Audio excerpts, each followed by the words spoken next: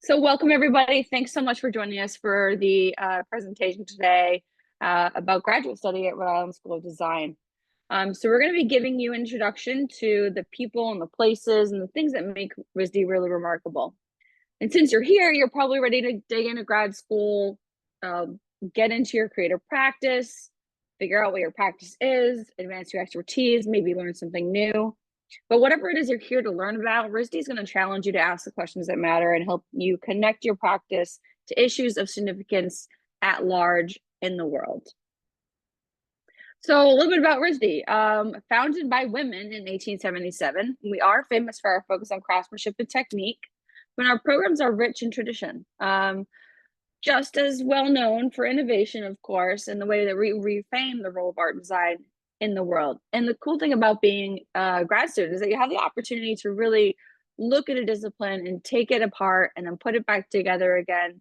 It gives you a little bit more freedom than you do if you are, say, already entrenched in the art world. Like some alumni, you can see some of those really innovative things happening. This is Jenny Holzer, Deanna Lawson, Shazia Sikander, Michael Rock, Kara Walker, of course. And first, we're just going to give you a quick glance of our student body. So we have roughly 500 graduate students and about 2,100 undergraduate students. So we are a small school. We have a curriculum that includes 18 graduate departments in fine arts, design, architecture, teaching, and research. So here's half of those programs here and the second half here. And students come from all over the US and all over the world. Our community is diverse. 43% of student population are students of color, and 37% of our graduate population, or I'm sorry, our entire population is international. At the graduate level, it's a bit higher, about 50% international at the graduate level specifically. So while our students and alumni pave really distinct paths, there's one thing that they all have in common, and that's the way that they make work. They make work by asking questions big and small. And the grad experience is centered around that disciplinary immersion. You'll notice you have to choose one program to apply to. And Jen and I can talk a little bit more about that later. But learning here means you're going to be pushed to articulate these concepts through close attention to your process, both as a method and a philosophy. You're going to iterate and expand the boundaries of your work as you develop critical frameworks and reference points along the way. Your practice and research is pushed further through regular feedback, through in-depth critiques, as you see here. And critical research is furthered by ongoing conversation. You're going to work both individually and collaboratively with guidance from faculty, advisors, faculty from other programs, maybe even a faculty member at Brown, where you're going to draw a lot of inspiration from and support, of course, from your peers, the people that are sitting next to you in your cohort. So each degree program, students can take graduate commons courses. This is just one example of them. Topics in ceramics was a course that was offered, I think, a year and a half ago, but every semester, every year, there are new courses within the grad commons that pop up. And you can look at the curriculum for this past spring, or even potentially this fall if you are incoming grad, if you wanted to get a sense of what other options there are. During your final year here, we culminate your 1 to 2 to 3 year program with a graduate thesis. This is a catalyst for future professional and creative practice. And a lot of students are going to not only create a final body of work, which we'll look at examples of in a bit, but they're also going to produce a master's thesis book to accompany it. While students in our liberal arts programs will produce a significant written thesis. So final work goes on display traditionally at our Rhode Island Convention Center because we show all programs in one space, which is really nice to show a kind of discourse or thematic issues running around different departments, not knowing what department you're looking at, which is really exciting. But really it's, like I said, a catalyst for getting a very large group of people coming to see your work and getting that access to, other faculty, other residency programs will come and see us, gallerists will come and see us, recruiters from jobs around the world will come and see this show. Also, an important thing is to know is that departments will also have satellite shows of thesis work in New York and Boston, our neighboring cities, and we'll talk a little more about them in a minute. So if you want to, go to YouTube and see sort of what the experience is like. I'm gonna copy this link to everyone here in the chat. If you want to get a firsthand experience, we have students from industrial design, architecture, painting, and photography talking about the experience of their thesis event or their thesis and installing it and what that is like if you want to learn a bit more. So of course, as your thesis comes together, you're going to be advised by your faculty. Your faculty are your instructors, but they're also architects, entrepreneurs, researchers, activists, and so much more. This is Katie Schimmert. She is a Guggenheim Fellow, which is a very prestigious award, but also we have faculty that have National Design Awards, a great deal of disciplinary expertise. But most are at home in the space between the disciplines, making unexpected connections and their push for new knowledge. As you see here, from Anais Masakian, who's worked with advanced functional fabrics of the Functional Fabrics of America at MIT led to the development of an acoustic fabric with many potential uses related to healthcare and other wearable technologies. So Masakian collaborated with a team that included engineers and graduate students at RISD, and here's a prototype of the shirt here.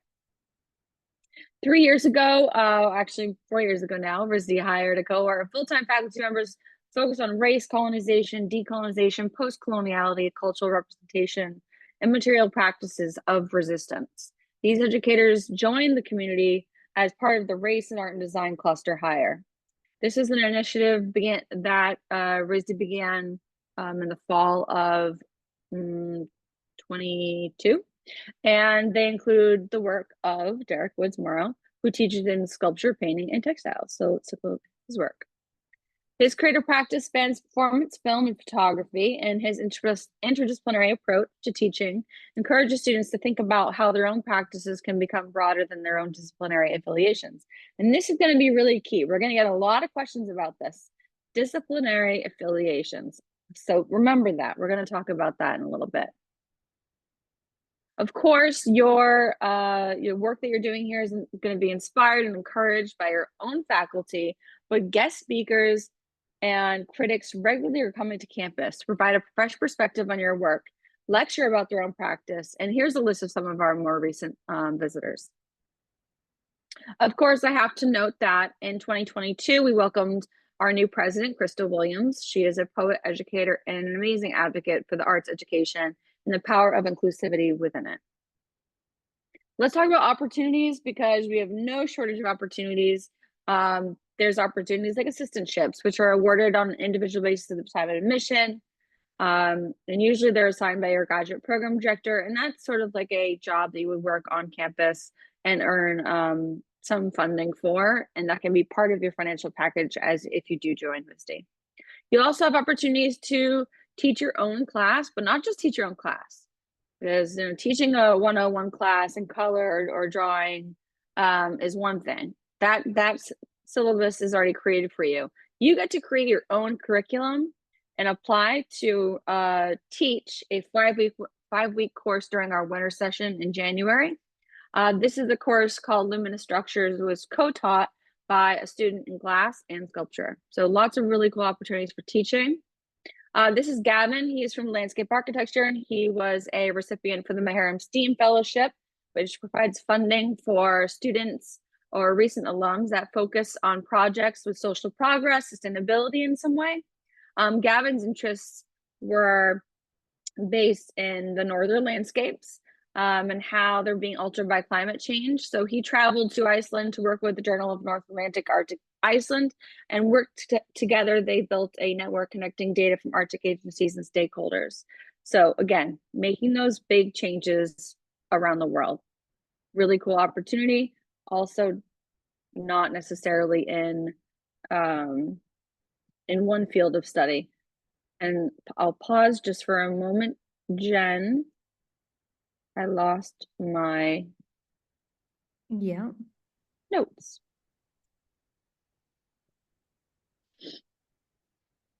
There it is.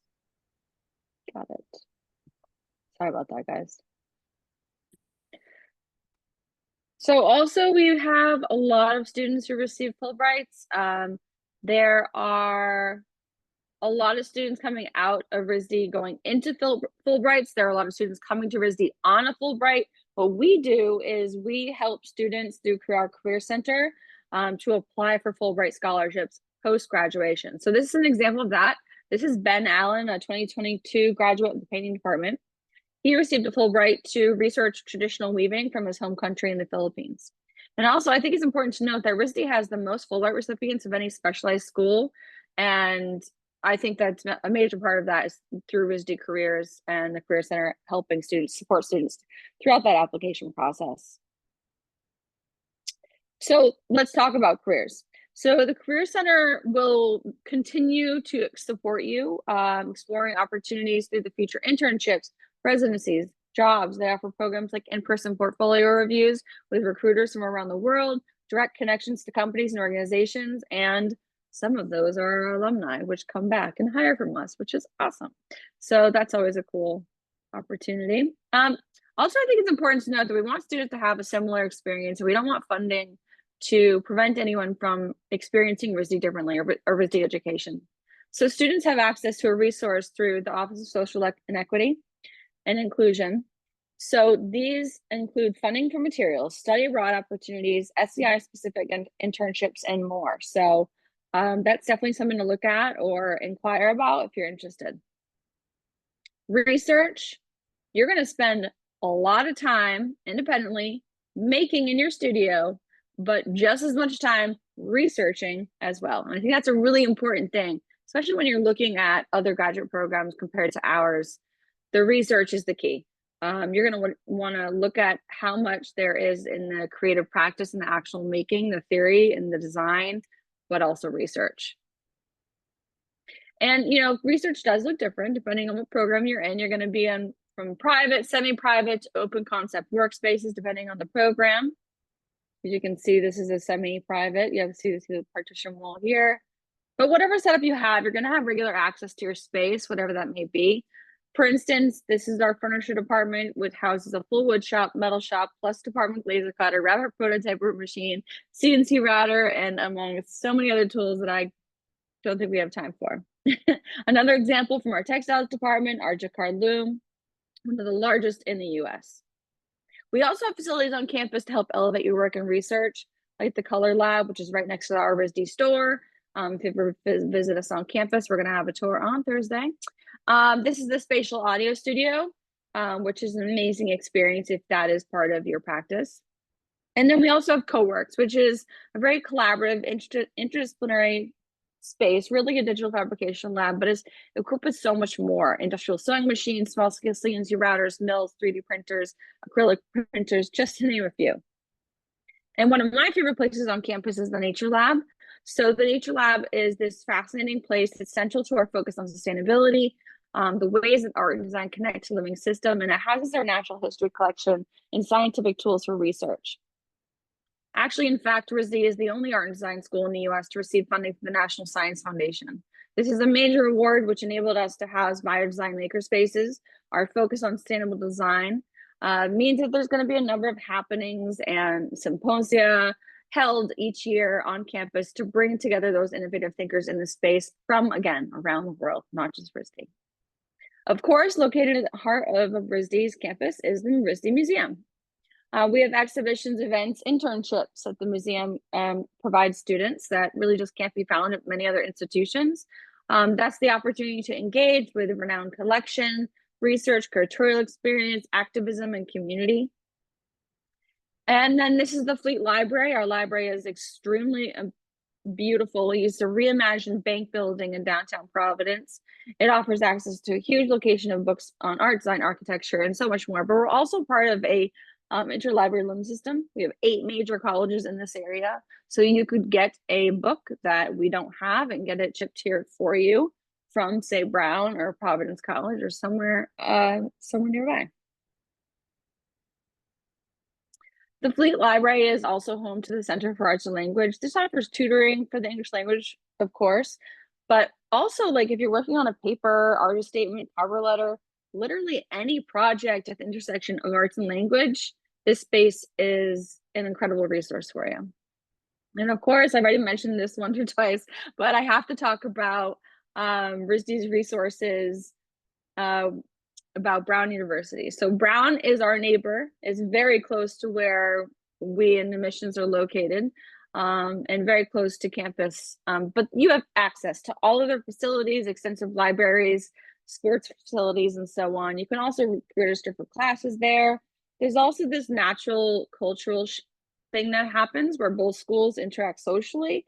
Activities can take place at Brown, lectures, concerts, exhibits, they're all open to the RISD community and vice versa. So it's a really great opportunity for you guys. So let's talk about our culture on RISD's campus. We converge in a green right now, normally a little rainy, a little snowy, but very urban space for our undergraduate and graduate populations. There's a steady flow of student activity on College Hill beginning next week.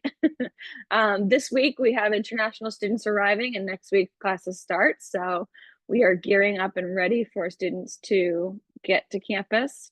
And you're going to see a lot of things popping up around campus as the semester continues, or if you visit RISD, you'll see things like this, like pop-up installations.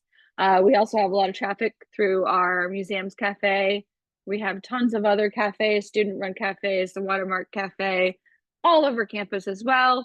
But one regular occurrence are gallery shows, opening receptions happening throughout the year.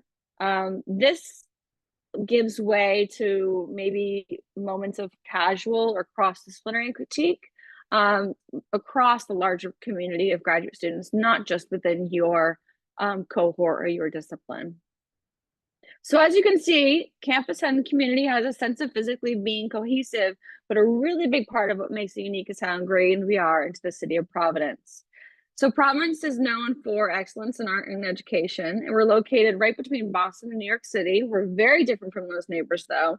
We are small, easy to get around, and we have this very unique creative culture, as I mentioned. We're also not as expensive, which is crazy to think because everything's expensive these days. But Providence is actually known for a history of craftsmanship during the Industrial Revolution. We also had this great 90s underground noise rock scene. This city is built on the legacy of artistic experimentation. And this picture shows a nearby art center called the Steel Yard. It's a non-traditional craft school and RISD's frequent collaborator for community events. Of course, I have to talk about the shoreline. We have about 40 miles of shoreline here in Rhode Island. We are the ocean state. So we actually own a piece of this beach. It's called Tillinghast Farm, and it's about 15 minutes away from campus by car. So you want to do any on-site research, whether you're in an MLA program or a printmaking program, and you want to grab some sand, this is just a really great resource and a really great place to just go to the beach too. We also have to mention that for most graduate students, they're coming with a family member or partner. So it's good to consider the opportunities surrounding us. One is higher education. Like I said, 8 major surrounding schools, a lot of bigger companies, Hasbro, CVS, and so on. There's also a commuter rail line that connects us to Boston directly. And thanks to our small city, we have a lower price for residency. So there are some students that will graduate, form a design company or a startup, and they'll set it up downtown here in Providence. This is Penthouse. And if you're interested, I can tell you more about that. Setting up their inflatable home, inflatable installation here, and that's right next to the grad studios, actually. So let's do an overview of all of our programs. The time frame is just too short to do a deep dive on each one, but I will go through and show you the most recent work of some of our graduate students. So let's start with MFA programs. And again, you can ask questions in the Q&A about these programs if you have more in-depth questions. So here we have ceramics. And if you're interested in the work, write down the name of the student, find out what they're doing, a little bit of research. Digital plus media.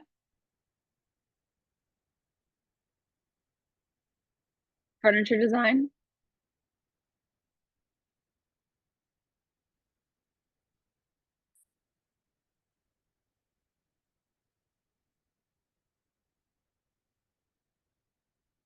Okay, this is jewelry metals.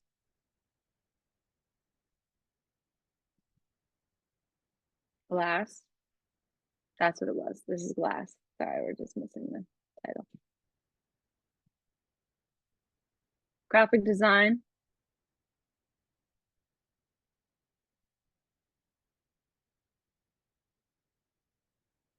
And I think like this is probably some of the most interesting work, because you would think, hey, maybe this is textiles, but it's graphic design. And we'll get into the talk about discipline specific work when we get to the Q&A. Jewelry metalsmithing, painting,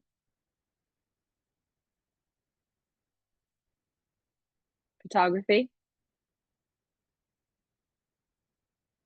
printmaking, sculpture, textiles, illustration. And then we offer a master's in industrial design. There's work there. Masters of Architecture 1.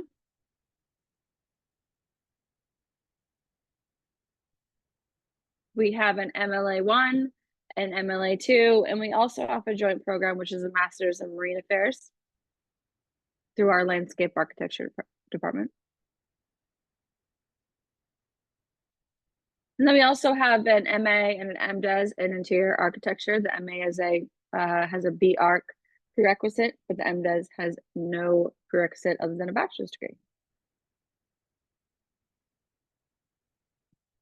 So you can just see the diversity of work just within even just one department. It is pretty radical, I think, from one person or one practice to the next practice. This is the MADE program, which is the Design and Engineering program through Brown University. And then we also have 2 one-year programs in teaching, learning, and art and design. One is an MA in art and design education. The other one is a Master's of Art and Teaching, which is a recommendation for certification in K through 12 education in the United States. So you would have to be a citizen for that program. And then our liberal arts program, which is global arts and culture. And this program is the only program that does not require a portfolio, but does require a significant sample of your writing. So let's get into talk about applying. So obviously, to apply, you need to fill out your application completely, pay your application fee, all that jazz. Then you're going to get an email that says, here's the link to start your portfolio. Your portfolio will be in Slideroom. We also ask that you write a 1-page statement of purpose. We'll talk a little bit about what that is in a minute. 3 letters of recommendation, and of course, a writing sample for your global arts and culture applicants. And if English is not your first language, you do have to submit test scores from either TOEFL, IELTS, or Duolingo. Now, I just want to talk about the portfolio for the programs that is required for all programs except for global arts and culture. So that's pretty much all of them. It is the most important part of the application. And the requirements for how much work and the type of work you'll need to submit do vary by department. And there are some specific requirements, and Jen can put the link to where you can find that online. But the reality is that we just want to see what you're already authentically, genuinely doing. What is your practice? What questions do you have? Why do you need grad study? That should come through in our portfolio, in your portfolio. So applications are due on January 6th.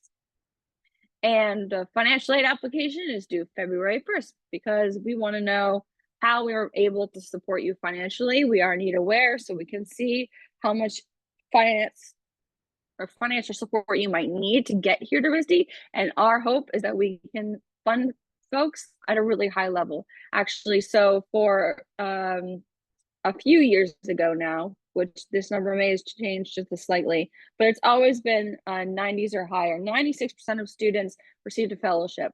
Fellowships are based on merit. That's why the portfolio is so important. And the fellowships are the larger amounts of money. However, they can range anywhere between $1,000 to a full tuition scholarship. So there's no average fellowship. It really is based on your application as a whole. And of course, your portfolio, as I mentioned. So we will leave you here. We're going to go into our Q&A portion.